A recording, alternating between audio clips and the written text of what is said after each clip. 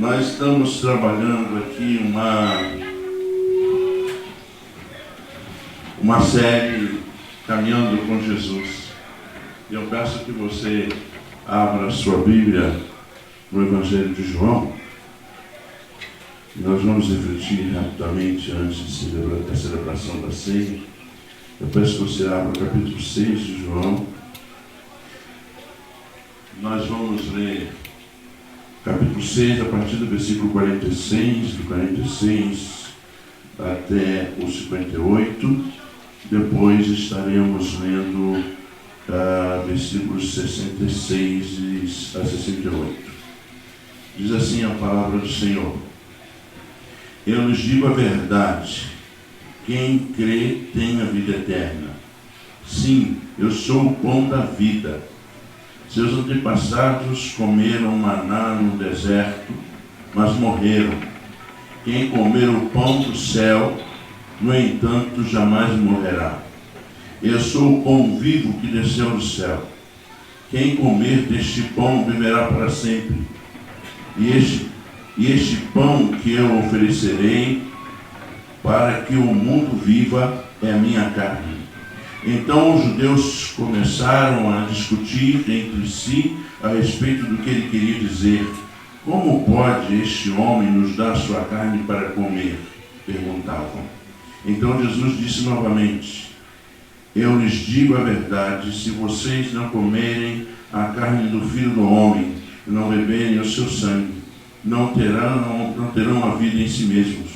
Mas quem come minha carne e bebe meu sangue terá a vida eterna, e eu ressuscitarei no último dia. Pois minha carne é a verdadeira comida, e meu sangue é a verdadeira bebida. Quem come minha carne e bebe meu sangue permanece em mim, e eu nele. E o versículo 66 diz assim: Nesse momento, muitos dos seus discípulos se afastaram dele e o abandonaram. Então Jesus se voltou para os 12 e perguntou: Vocês também vão embora? Simão Pedro respondeu: Senhor, para quem iremos? O Senhor tem as palavras da vida eterna.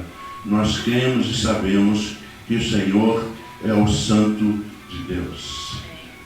Senhor, muito obrigado por tua presença aqui. Obrigado, Senhor, por cada vida aqui, cada família aqui representada. Obrigado, Senhor Deus, por tua graça maravilhosa sobre nós. Obrigado, Senhor Deus, porque o Senhor nos ama de forma incondicional, independente de nós, apesar de nós. O Senhor nos ama de forma profunda. Obrigado, Senhor Deus, porque esse amor se manifestou em Cristo Jesus, quando Ele entregou o seu corpo e derramou o seu sangue naquela cruz por nós. Ajuda-nos, Senhor Deus, a crermos verdadeiramente nisso. Ajuda-nos, Senhor Deus, a vivermos, ó Deus, da forma tal que as pessoas possam ver em nós pessoas que creem de fato no teu Evangelho. Nós oramos agradecidos em Jesus. Amém. Amém. Jesus Cristo continuou caminhando com os discípulos depois que os escolheu, segundo o texto de João. E no domingo passado a gente conversou sobre quem era Jesus, e a gente descobriu, a gente relembrou que Jesus Cristo é a palavra, é o Logos, é a revelação de Deus ao mundo. Mas Jesus Cristo nos convida para uma caminhada. Jesus Cristo nos convida para caminharmos com Ele. E a gente só vai conhecer Jesus à medida que nós caminhemos com Ele, ficamos próximos a Ele, aprendemos dele. E é muito interessante porque os discípulos nos mostram isso. Eles continuaram caminhando com Jesus. E é interessante perceber que no capítulo 2 de João, é muito bonito perceber também que Jesus Cristo nos convida para uma festa. Eu gosto muito de imaginar a vida cristã como uma festa. A vida cristã é uma festa. É bom demais ser de Jesus. É bom demais servir a Jesus. não obstante as lutas que a gente possa experimentar, sempre é bom estar com o Senhor. Jesus Cristo vai com os discípulos e a sua mãe para uma festa, você conhece bem essa história, e lá então falta o vinho, e a mãe de Jesus diz: olha, acabou o vinho, e ele diz assim: olha, que tenho contigo, mulher, não é chegada a minha hora, ou seja, não é chegada a hora de morrer. Na verdade parece assim uma malcriação de Jesus, mas não era não. A Maria estava consciente de quem era Jesus, porque os anjos haviam dito para ela quem seria Jesus. E ele está dizendo aqui: olha, ainda não é a minha hora de morrer. Mas é interessante que ele olha aquela situação, pega as talhas que eram usadas para a purificação. Os judeus tinham vários utensílios para a purificação, e Jesus Cristo pede para que enchem d'água aquelas talhas, e aí eles pegam, enchem aquilo, e de repente o mestre da cerimônia vai experimentar o vinho e começa dizendo: peraí, é costume colocar o vinho ruim ou não muito bom primeiro e depois, então, o que aconteceu? Você colocou aqui um vinho extraordinário, a festa já está aí meio no meio, enfim, e o melhor vinho está aparecendo agora. E é interessante que aqui Jesus Cristo está dizendo nessa festa que Ele é o Senhor da festa. Jesus Cristo nos convida para caminhar com Ele, mas Ele quer ser o Senhor da nossa vida. Ele quer ser o centro da nossa vida. Ele quer que a gente tenha essa consciência que o milagre, os milagres que vão acontecer em nossas vidas, é coisa do Senhor. Mesmo que às vezes o vinho acabe, tenha certeza, tenha esperança. E se o mestre da sua vida, o mestre da festa, está no centro da sua vida, o vinho acabou, o milagre vai acontecer, porque o dono da festa está com você. Amém? E aí a gente vê a caminhada dos discípulos com Jesus. E o texto diz assim: isso ele manifestou sua glória e seus discípulos creram nele. E Jesus Cristo então continua com eles saem da Galiléia, de Caná da Galiléia, eles vão para Jerusalém. Lá em Jerusalém, Jesus Cristo fica indignado ao ver pessoas vendendo coisas dentro do templo. Você conhece bem essa história, e ele pega um chicote, e ele usa aquele chicote, expulsa as pessoas. Se ele fizesse isso nos dias de hoje, né?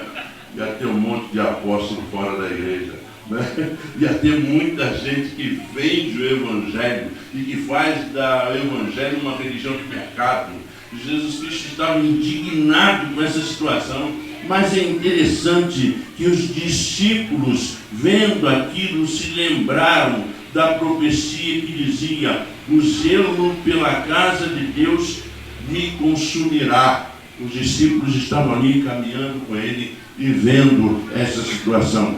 Depois então eles voltam de Jerusalém, eles foram para a região da Judéia, e Jesus Cristo passou um tempo ali batizando. Jesus Cristo começa a conversar sobre a superioridade que ele tinha. O João Batista reconhece a sua superioridade, e os discípulos caminham com ele.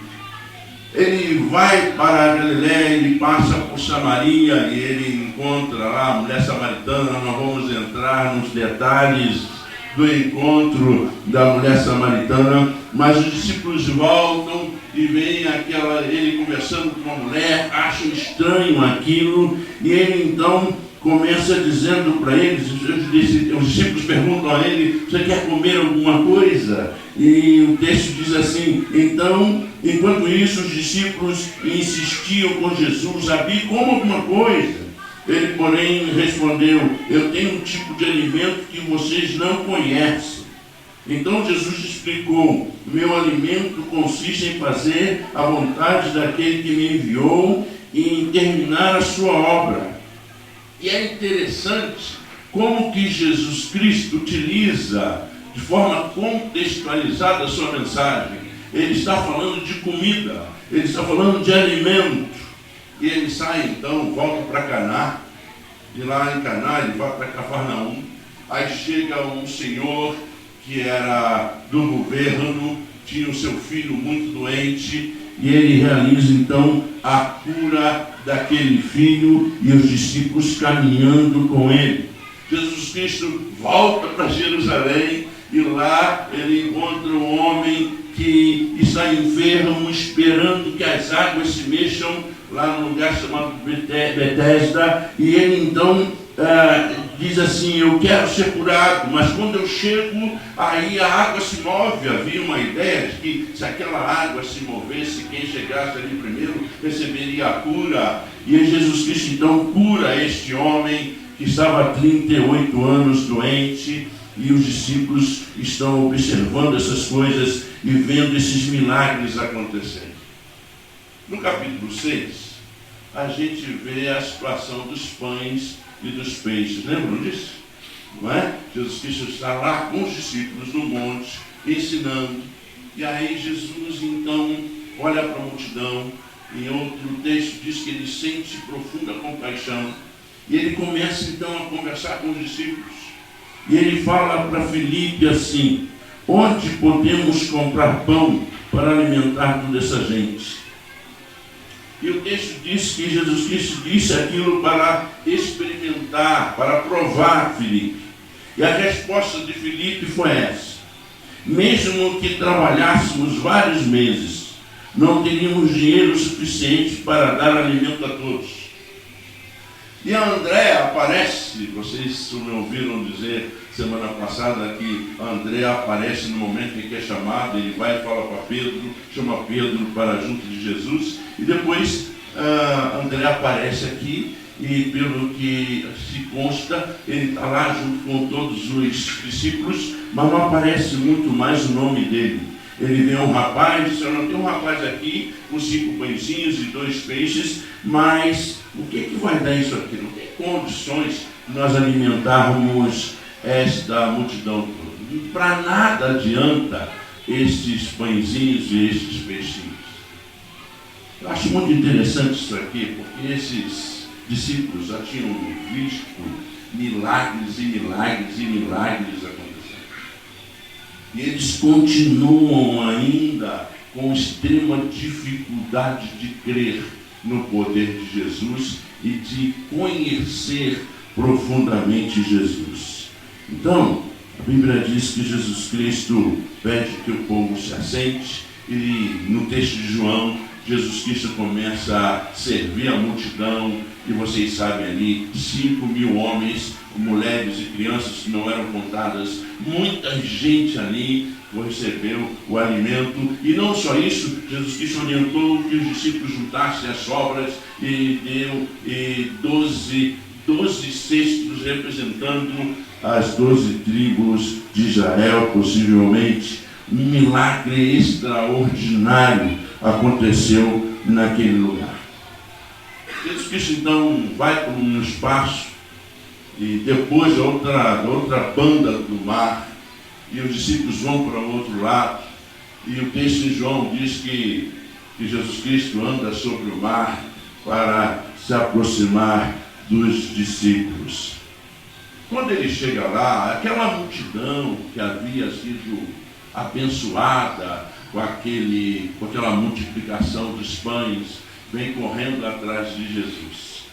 E aí Jesus diz assim: vocês querem estar comigo, não porque entendem os sinais, mas porque lhes dei alimento. Não se preocupe tanto com coisas que se estragam, como a comida, mas usem as suas energias buscando o alimento que permanece para a vida eterna, o qual o Filho do Homem pode lhes dar. E aí a gente observa no texto que aquelas pessoas começam a conversar com Jesus, e elas dizem assim: nós também queremos realizar as obras de Deus. Disseram eles: o que devemos fazer? Quando eu li isso aqui, eu me peguei muito na ideia do fazer, porque infelizmente a ideia que se tem do Evangelho hoje, e a gente sempre tem repetido isso constantemente. A ideia de que servir a Deus é fazer. O Evangelho, mais uma vez eu vou repetir, não é o que eu faço, mas é o que já foi feito por mim. Isso é evangelho, isso é graça. Quando eu me baseio na necessidade de fazer coisas para agradar a Deus, para estar melhor com Deus, se torna legalismo. É interessante que a gente faz constantemente as coisas pelos outros e para Deus, porque a gente sabe o que já foi feito por nós, a gente entende o Evangelho. Aí Jesus Cristo fala assim, olha, em relação a isso, vocês só precisam fazer uma coisa, vocês precisam crer em mim. É isso que Deus ordena a vocês. É a única obra que Deus quer de vocês. Creiam naquele que Ele enviou. É a única coisa. E eles continuam dizendo, se deseja que creiamos no Senhor, mostre-nos o sinal, o que o Senhor pode fazer. E eles começam a falar então do maná que caiu do céu. Lembra desse texto lá, aquela situação? Pediam um maná e caiu um maná. Depois ele disse, essa coisa está enjoando a gente quer carne agora. E aí mandou as cordonizes caindo um monte de carne. É interessante que toda essa história é a nossa história. Quantos sinais nós temos do milagre do Senhor em nossas vidas? E quantas vezes a gente ainda não entendeu que a gente precisa comer da carne, beber do sangue de Jesus, no sentido de que a gente precisa ter um comprometimento com Ele, entregando toda a nossa vida. E aí, caminhando para o fim, a gente olha o texto, Jesus Cristo diz assim, eu sou o pão da vida, fazendo a junção com a ideia do alimento que ele estava falando lá atrás. Eu sou o pão da vida. Quem vem a mim nunca mais terá fome. Quem crê em mim nunca mais terá sede. Jesus é o pão. E aí ele continua dizendo, sim, eu sou o pão da vida. Seus antepassados comeram maná no deserto, mas morreram, porque aquele maná era temporário. Eu sou o pão que dá vida eterna, que vai te alimentar para a eternidade. Você precisa sim comer do pão que é a minha própria carne e beber do meu sangue, ter um comprometimento comigo, talvez seguir a Cristo, como dizia um homem chamado Dietrich Bonhoeffer, é caminhar para o Gólgota, é uma vida de comprometimento. Às vezes a gente quer uma vida extremamente fácil com o Senhor, mas seguir a Cristo é algo muito sério, não é algo pesado, é leve, é uma festa, porque a gente tem o Senhor dos senhores, o Rei dos reis conosco, mas a gente precisa dizer, Senhor, eu quero te amar profundamente com a minha vida, por tudo que sou, por tudo que tenho, eu quero colocar minha vida nas tuas mãos de verdade, eu quero comer do pão, eu quero beber do sangue que és o Senhor. Eu quero comer da tua carne. Eu quero ter um comprometimento real com o Senhor. Os discípulos disseram que esse discurso era muito duro, era muito difícil. E aí aconteceu o que sempre acontece. Jesus Cristo foi abandonado por muitos discípulos. E aí Jesus Cristo olha para os 12 e fala assim, e aí vocês? Vocês também vão embora?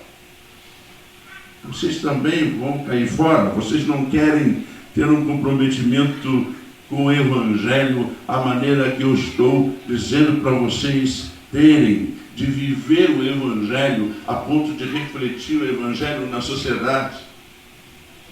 Hoje eu fui na padaria comprar pão e comprei um pãozinho para um senhor de rua. E eu procurei, não vi mais. Aí entrei no supermercado, no mercadinho, e vi que ele estava lá com as moedinhas comprando alguma coisa. Eu disse, rapaz, vem aqui, comprei esse pãozinho para você. Aí eu vi ele assim, meu jovem, gostei dessa ideia. Meu jovem, muito obrigado. Deus está no controle. Deus está no controle. Talvez essa expressão tenha entrado na cultura brasileira. Mas ao mesmo tempo, naquele momento ali, eu vi que aquele homem que estava ali com fome, numa realidade muito simples, um pãozinho. Mas ele reconheceu que aquele maná não veio de mim, veio do Senhor. Veio do Senhor.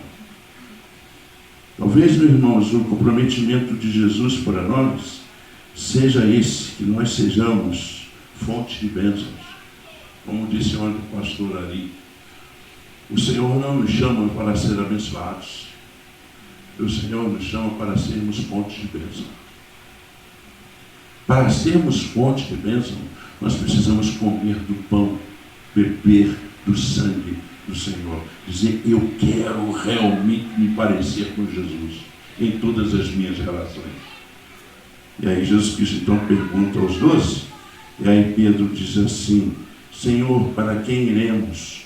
O Senhor tem as palavras de vida eterna. Nós cremos e sabemos que o Senhor é santo de Deus. Por isso a gente vai continuar caminhando contigo. Você quer caminhar com o Senhor? Eu não estou falando de você simplesmente caminhar com a nossa igreja brasileira ou caminhar com a igreja que você é membro. Não estou te chamando para caminhar com a igreja, mas caminhar com o Senhor. Comer do pão, beber do vinho.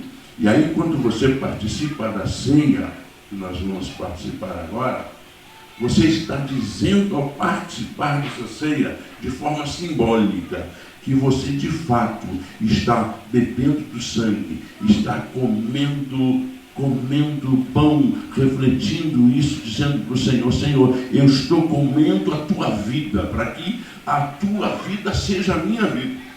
E que a sociedade, que o Rio de Janeiro seja transformado, porque o Senhor está sendo refletido em mim. Aquilo que nós cantamos na música, não dá para dividir. Não dá para dividir. A gente dizer, louvar e glorificar ao Senhor, levantar as nossas mãos, e às vezes essas mesmas mãos não ter condições de abraçar um homem e uma mulher de rua, de estar junto com as pessoas mais pobres. E vivermos uma dicotomia na igreja e fora da igreja, a gente é uma outra pessoa completamente diferente. Essa divisão de vida, não é isso que o Senhor quer de nós. Ele quer que a gente reflita a beleza do Senhor Jesus. Amém? Amém. Que a gente consiga continuar caminhando com Jesus. A gente continue caminhando com o Senhor e aprendendo com Ele, e aprendendo sobre os movimentos de Deus na história da cidade do Rio de Janeiro, deste país, porque o Senhor ainda tem misericórdia dessa nação, apesar dos desmandos, apesar das destruições de tantos direitos que nós temos visto constantemente nesse país, apesar das palavras estranhas que nós estamos ouvindo, as propostas de destruição de tanta coisa, o Senhor ainda está conosco como igreja dele. Continuemos com o Senhor, porque Ele tem as palavras de vida eterna.